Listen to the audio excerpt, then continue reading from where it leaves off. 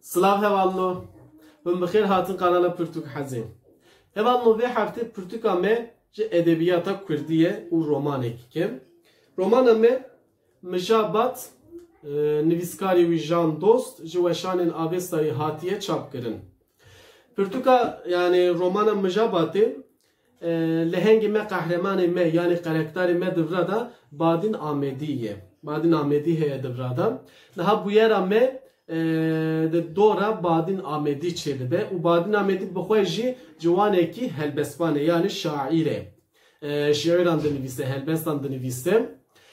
Badîn Amedî di wexta ku yani di dîrokî nêzik da em dibînin dîrok çiya 1946 da yani di wê dewrê de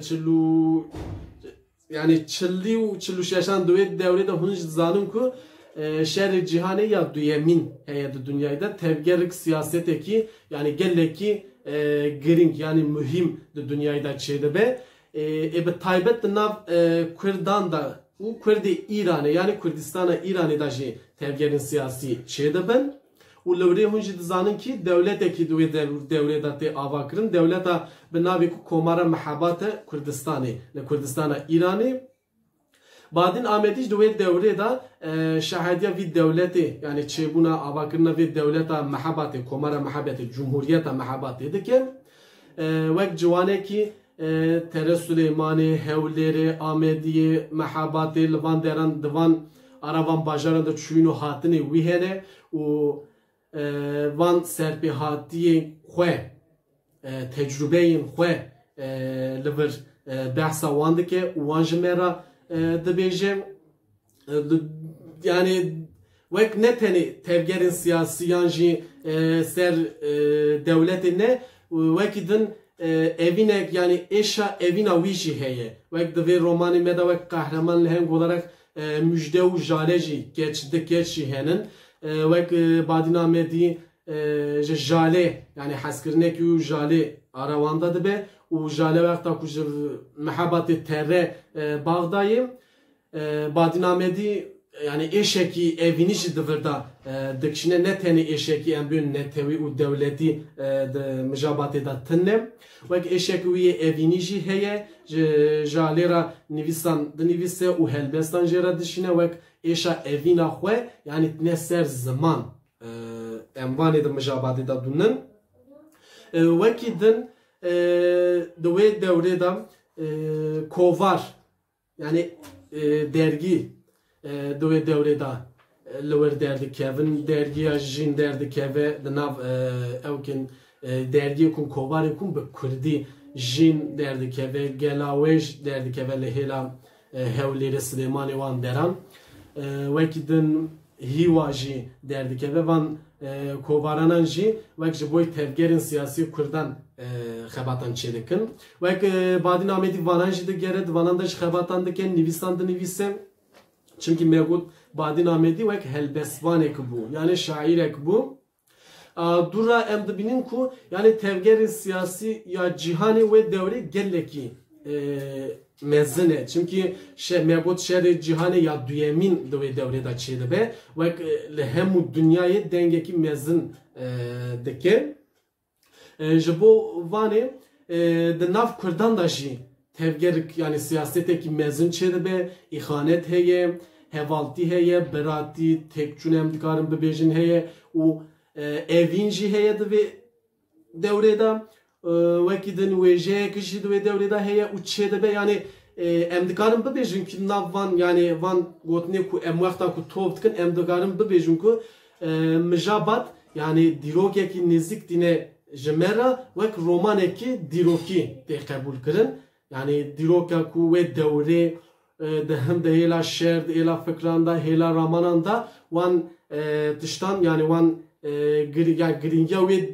dewrê wê zemanî ne berçavî me em van intihadibûn û pir jî mühîm e yani giring e. Yani em bi kurtasî jî dikarin bibêjin ku trajediyekî yani trajedîkik şexsî heye ser Badîn Amedî şexsî heye trajedîk me heye û dura netewî jî heye çünkü li wir hem cîhanê da şerekî mezin hey و به تایبەت چی د ناف کوردان دا و کورد ایرانی جی یعنی کوردستان ایرانی دبیجن دوردا هەیە و ترا ببورن و ez vê peyvê nikarim bibêjim trajediyekî mirovahiyatiyê jî em dibînin yani hatiye wehandin divê Pirtûkiyê ji bona vanê mijaband yani Pirtûkiyekî yani ramanekî giring li ba min dibe yani mühim e ji bo vanê jî mijabat gerek meriv yani bixune ku vî dîroka nêzik meriv bibîne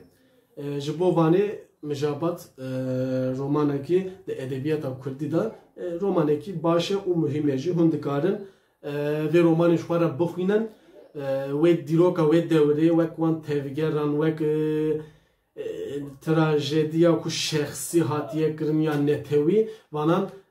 bibînin û li ser vanan daha zêde fikr û romanê we çê bibe ez tiştekî ji bînim bîra we me berê van vîdyoyan jî hûn dikarin mêzekine dîsan ser komara mehabatê me Pirtûkekî ji edebiyata Kurdî romanek da û nasîn ya nivîskarê wî Rehîmê Qazî û navê Pirtûkê jî pêşmerge hûn dikarin wê vîdyo jî temaşe bikin û li ser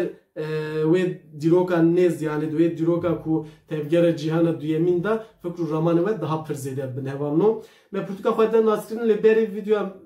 xilaskirinê dixwazim pirsekî mezinê me yani gotinekî mezinkî ji we re bibêjim û dawiya vîdyoyê bînim hûn jî be wîn jî rind nas dikin ku mîrê zimanê Kurdî Mîr Celalet Elî Bedirxan pirsek wî gotin ku yê pir yani baş û giring yani mühim heye ji bo me gelê Kurd re dibêje ku zimanê biyanî yani zimanê ku xerîb zimanê ku yê dayika we nîne yani zimanê biyanî kinc û çekê we ye dibêje lê zimanê ema zimanê Kurdî çerm û laşê we ye yani li vir dibêje ku meriv zimanê biyanî wek dikare yani mîna kinc û çekane me û çek û kincê me wexta pîspiyonî wexta ew ne me û dikare derxê îja çekî din li xwe bike lê hema zimanê Kurdî jî wek mîna çerm û laşe yani mîna bedenê meyane çermê meyane meriv vî zimanî nikare şu yani ew bike gerek meriv bi zimanê xwe bixwîne bi zimanê xwe qiseke biaxife û bi zimanê xwe binivîse yani ziman ji bo vanê pir giring e yani mühim e ji me re hevan em hatin dawiya vîdyoya xwe hûn tev bimînin di xweşiyê de şeva we û dema we baş bibe.